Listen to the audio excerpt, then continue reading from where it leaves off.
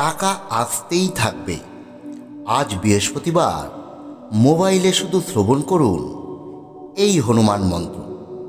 মন্ত্র শোনার পর যা হতে চলেছে তাতে নিজেই অবাক হবে। নমস্কার দর্শক বন্ধুরা, আমাদের চ্যানেলের নতুন একটি ভিডিওতে আপনাদের সকলকে স্বাগত। বন্ধুরা, আজ বৃহস্পতিবার, শাস্ত্রমতে অর্থপ্রাপ্তির এক বিশেষ দিন। আর এই বিশেষ দিনে আমরা আপনাদের জন্য এই ভিডিওতে নিয়ে এসেছি এক অত্যন্ত শক্তিশালী এবং চমৎকারী হনুমান মন্ত্র। যে মন্ত্র যদি আপনারা আজ শুধু 108 বার শ্রবণ করতে পারেন, তাহলে আপনার জীবনে অর্থপ্রাপ্তির নতুন যোগ তৈরি হবে। সংসারে টাকা আসবে প্রচুর পরিমাণে। সংসারে অশান্তি, দরিদ্রতা, সমস্যা সব দূর হয়ে যাবে। এর জন্য আপনাকে বিশেষ কিছুই করতে হবে না। আপনাকে না করতে হবে কোনো পুজো পাঠ, না মানতে হবে কোনো বিধি। আজ শুধু মন্ত্রটি 108 বার শ্রবণ করলে মন্ত্রটি থেকে পুরো ফলই আপনারা লাভ করতে পারবেন। তবে বন্ধুরা, মন্ত্র শ্রবণের আগে অবশ্যই একবার ভগবান রামের নাম নেবেন এবং মন্ত্রটি পুরো 108 বারই শ্রবণ করবেন। কারণ অর্ধেক বা আংশিক শ্রবণ করলে মন্ত্র থেকে কোনো ফলই আপনারা পাবেন না। তাহলে আসুন বন্ধুরা, আমরা এবার শ্রবণ করি সেই শক্তিশালী হনুমান মন্ত্র। জয় শ্রীরাম, জয় বজরংবলী। ওম নমো ভগবতে पंचवदनाय उत्तरमुखे अधिभराय सकल संपत्कराय स्वाहा। ओम नमो भगवते पंचवदनाय उत्तरमुखे अधिभराय सकल संपत्कराय स्वाहा। ओम नमो भगवते पंचवदनाय उत्तरमुखे अधिभराय सकल संपत्कराय स्वाहा। ओम नमो भगवते पंचवदनाय उत्तरमुखे अधिभराय सकल संपत्कराय स्वाहा। ओम नमो भगवते पंचवदनाय उत्तरमुखे अधिभराय सकल संपत्कराय स्वाहा। ओम नमो भगवते पंचवदनाय उत्तरमुखे अधिभराय सकल संपत्कराय स्वाहा। ओम नमो भगवते पंचवदनाय उत्तरमुखे अधिभराय सकल संपत्कराय स्वाहा। ओम नमो भगवते पंचवदनाय उत्तरमुखे अधिभराय सकल संपत्कराय स्वाहा। ओम नमो भगवते पंचवदनाय उत्तरमुखे अधिभराय सकल संपत्कराय स्वाहा। ओम नमो भगवते पंचवदनाय उत्तरमुखे अधिभराय सकल संपत्कराय स्वाहा। ओम नमो भगवते पंचवदनाय उत्तरमुखे अधिभराय सकल संपत्कराय स्वाहा। ओम नमो भगवते पंचवदनाय उत्तरमुखे अधिभराय सकल संपत कराय स्वाहा। ओम नमो भगवते पंचवदनाय उत्तरमुखे अधिभराय सकल संपत कराय स्वाहा। ओम नमो भगवते पंचवदनाय उत्तरमुखे अधिभराय सकल संपत कराय स्वाहा। ओम नमो भगवते पंचवदनाय उत्तरमुखे अधिभराय सकल संपत कराय स्वाहा। ओम नमो भगवते पंचवदनाय उत्तरमुखे अधिभराय सकल संपत कराय स्वाहा।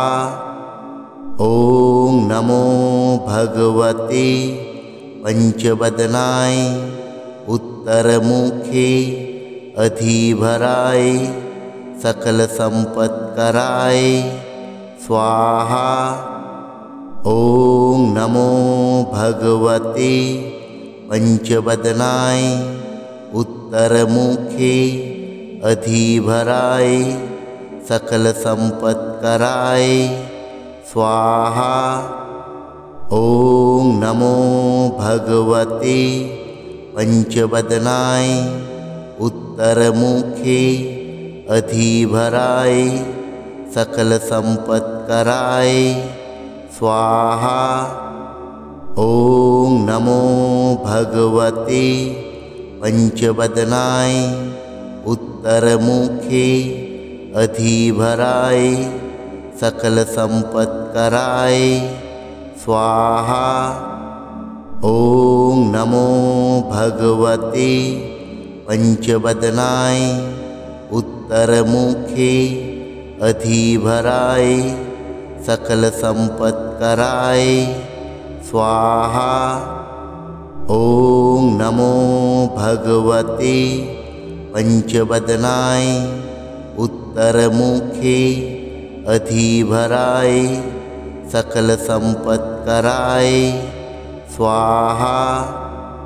ओम नमो भगवते पंचवदनाय उत्तरमुखे अधिभराय सकल संपत कराय स्वाहा।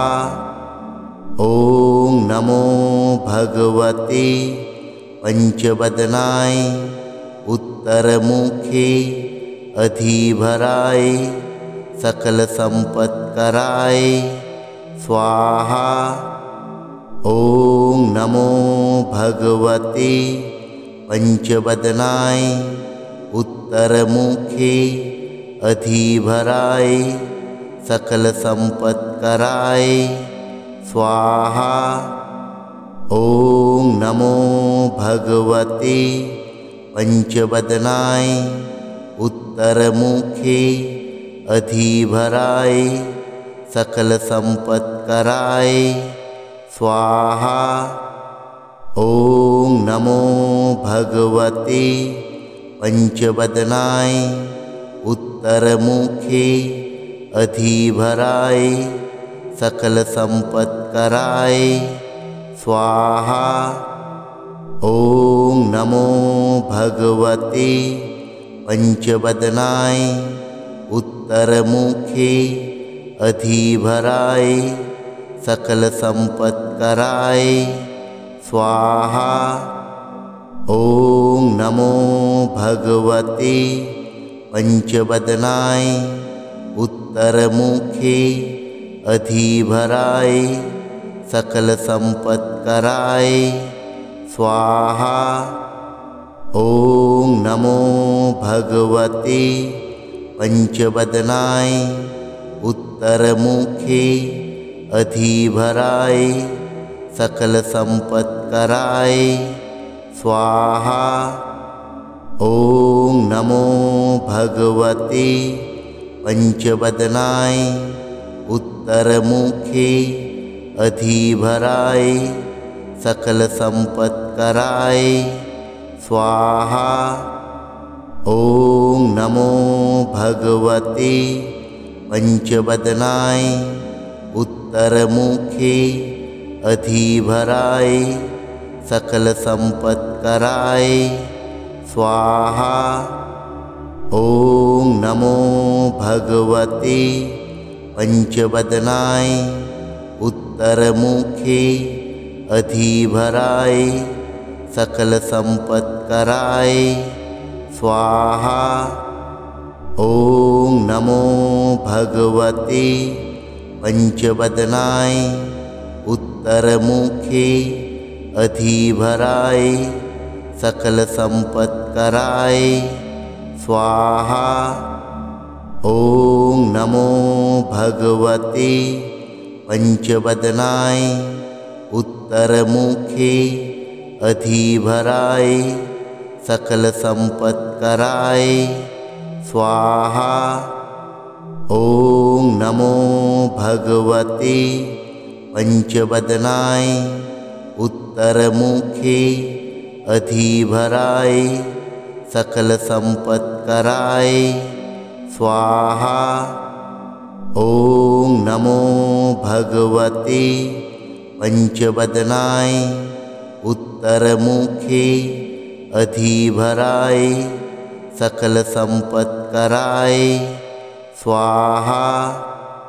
ओम नमो भगवते पंचवदनाय उत्तरमुखी अधिभराय सकल संपत कराय स्वाहा। ओम नमो भगवते पंचवदनाय उत्तरमुखी अधिभराय सकल संपत कराय स्वाहा। ओम नमो भगवते पंचवदनाय उत्तरमुखी अधिभराय सकल संपत कराय स्वाहा। ओम नमो भगवते पंचवदनाय उत्तरमुखी अधिभराय सकल संपत कराय स्वाहा। ओम नमो भगवते पंचवदनाय उत्तरमुखी अधिभराय सकल संपत कराय स्वाहा। ओम नमो भगवते पंचवदनाय उत्तरमुखी अधिभराय सकल संपत कराय स्वाहा। ओम नमो भगवते पंचवदनाय उत्तरमुखी अधिभराय सकल संपत कराय स्वाहा। ओम नमो भगवते पंचवदनाय उत्तरमुखी अधिभराय सकल संपत कराय स्वाहा। ओम नमो भगवते पंचवदनाय उत्तरमुखी अधिभराय सकल संपत कराय स्वाहा। ओम नमो भगवते पंचवदनाय उत्तरमुखी अधिभराय सकल संपत कराय स्वाहा। ओम नमो भगवते पंचवदनाय उत्तरमुखी अधिभराय सकल संपत कराय स्वाहा। ओम नमो भगवते पंचवदनाय उत्तरमुखी अधिभराय सकल संपत कराय स्वाहा। ओम नमो भगवते पंचवदनाय उत्तरमुखे अधिभराय सकल संपत्कराय स्वाहा। ओम नमो भगवते पंचवदनाय उत्तरमुखे अधिभराय सकल संपत्कराय स्वाहा। ओम नमो भगवते पंचवदनाय उत्तरमुखे अधिभराय सकल संपत्कराय स्वाहा। ओम नमो भगवते पंचवदनाय उत्तरमुखे अधिभराय सकल संपत्कराय स्वाहा। ओम नमो भगवते पंचवदनाय उत्तरमुखे अधिभराय सकल संपत्कराय स्वाहा। ओम नमो भगवते पंचवदनाय उत्तरमुखे अधिभराय सकल संपत्कराय स्वाहा। ओम नमो भगवते पंचवदनाय उत्तरमुखे अधिभराय सकल संपत्कराय स्वाहा। ओम नमो भगवते पंचवदनाय उत्तरमुखे अधिभराय सकल संपत्कराय स्वाहा। ओम नमो भगवते पंचवदनाय उत्तरमुखे अधिभराय सकल संपत्कराय स्वाहा। ओम नमो भगवते पंचवदनाय उत्तरमुखे अधिभराय सकल संपत्कराय स्वाहा। ओम नमो भगवते पंचवदनाय उत्तरमुखे अधिभराय सकल संपत्कराय स्वाहा।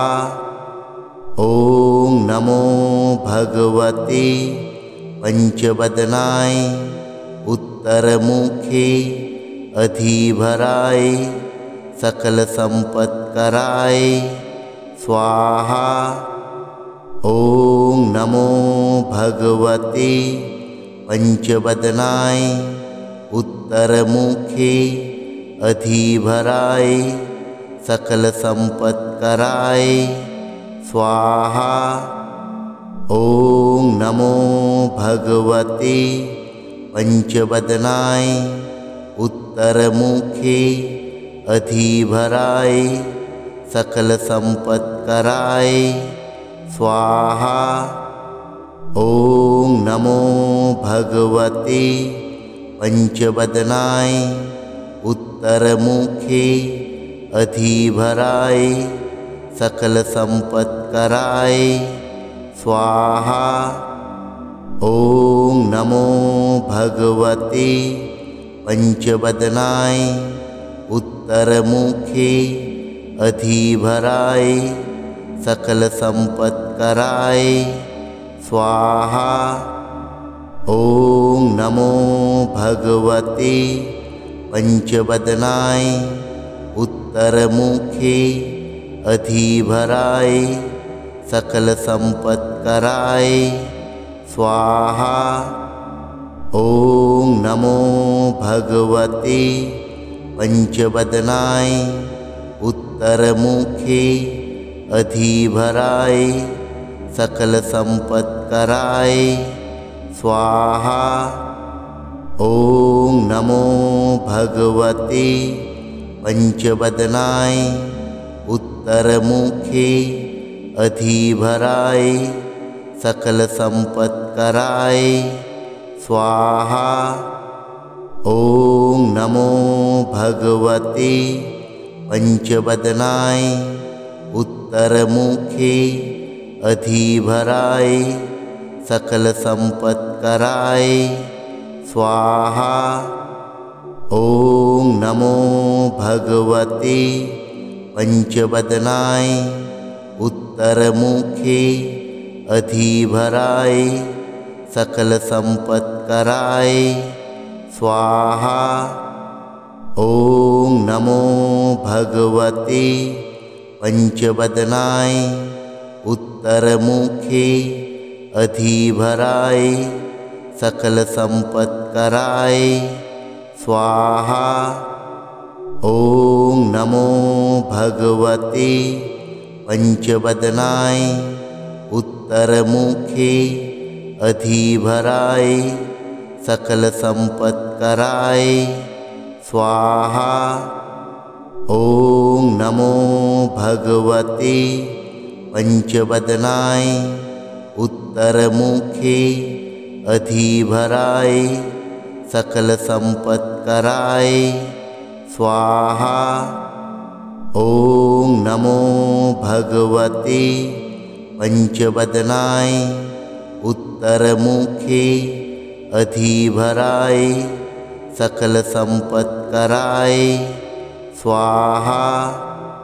ॐ नमो भगवते पंचवदनाय उत्तरमुखे अधिभराय सकल संपत्कराय स्वाहा।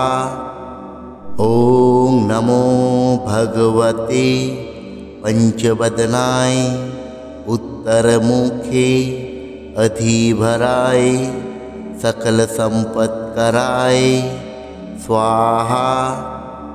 ॐ नमो भगवते पंचवदनाय उत्तरमुखे अधिभराय सकल संपत्कराय स्वाहा। ॐ नमो भगवते पंचवदनाय उत्तरमुखे अधिभराय सकल संपत्कराय स्वाहा। ॐ नमो भगवते पंचवदनाय उत्तरमुखे अधिभराय सकल संपत्कराय स्वाहा। ॐ नमो भगवते पंचवदनाय उत्तरमुखे अधिभराय सकल संपत्कराय स्वाहा। ॐ नमो भगवते पंचवदनाय उत्तरमुखे अधिभराय सकल संपत्कराय स्वाहा। ॐ नमो भगवते पंचवदनाय उत्तरमुखे अधिभराय सकल संपत्कराय स्वाहा। ॐ नमो भगवते पंचवदनाय उत्तरमुखे अधिभराय सकल संपत्कराय स्वाहा। ॐ नमो भगवते पंचवदनाय उत्तरमुखे अधिभराय सकल संपत्कराय स्वाहा। ॐ नमो भगवते पंचवदनाय उत्तरमुखे अधिभराय सकल संपत्कराय स्वाहा। ॐ नमो भगवते पंचवदनाय उत्तरमुखे अधिभराय सकल संपत्कराय स्वाहा। ॐ नमो भगवते पंचवदनाय उत्तरमुखे अधिभराय सकल संपत्कराय स्वाहा। ॐ नमो भगवते पंचवदनाय उत्तरमुखे अधिभराय सकल संपत्कराय स्वाहा। ॐ नमो भगवते पंचवदनाय उत्तरमुखे अधिभराय सकल संपत्कराय स्वाहा। ॐ नमो भगवते पंचवदनाय उत्तरमुखे अधिभराय सकल संपत्कराय स्वाहा। ॐ नमो भगवते पंचवदनाय उत्तरमुखे अधिभराय सकल संपत्कराय स्वाहा। ॐ नमो भगवते पंचवदनाय उत्तरमुखे अधिभराय सकल संपत्कराय स्वाहा।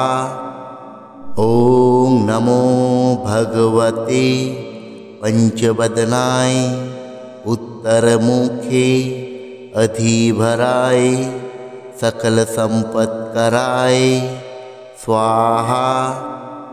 ॐ नमो भगवते पंचवदनाय उत्तरमुखे अधिभराय सकल संपत्कराय स्वाहा।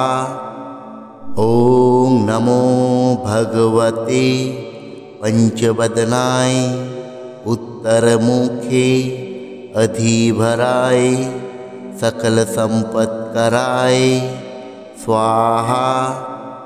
ॐ नमो भगवते पंचवदनाय उत्तरमुखे अधिभराय सकल संपत्कराय स्वाहा। ॐ नमो भगवते पंचवदनाय उत्तरमुखे अधिभराय सकल संपत्कराय स्वाहा। ॐ नमो भगवते पंचवदनाय उत्तरमुखे अधिभराय सकल संपत्कराय स्वाहा। ॐ नमो भगवते पंचवदनाय उत्तरमुखे अधिभराय सकल संपत्कराय स्वाहा। ॐ नमो भगवते पंचवदनाय उत्तरमुखे अधिभराय सकल संपत्कराय स्वाहा। ॐ नमो भगवते पंचवदनाय उत्तरमुखे अधिभराय सकल संपत्कराय स्वाहा। ॐ नमो भगवते पंचवदनाय उत्तरमुखे अधिभराय सकल संपत्कराय स्वाहा। ॐ नमो भगवते पंचवदनाय उत्तरमुखे अधिभराय सकल संपत्कराय स्वाहा। ॐ नमो भगवते पंचवदनाय उत्तरमुखे अधिभराय सकल संपत्कराय स्वाहा। ॐ नमो भगवते पंचवदनाय उत्तरमुखे अधिभराय सकल संपत्कराय स्वाहा। ॐ नमो भगवते पंचवदनाय उत्तरमुखे अधिभराय सकल संपत्कराय संपत्कराय स्वाहा। ॐ नमो भगवते पंचवदनाय उत्तरमुखे अधिभराय सकल संपत्कराय स्वाहा।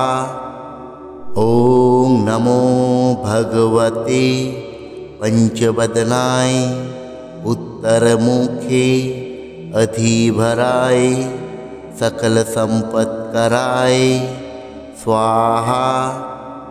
ॐ नमो भगवते पंचवदनाय उत्तरमुखे अधिभराय सकल संपत्कराय स्वाहा।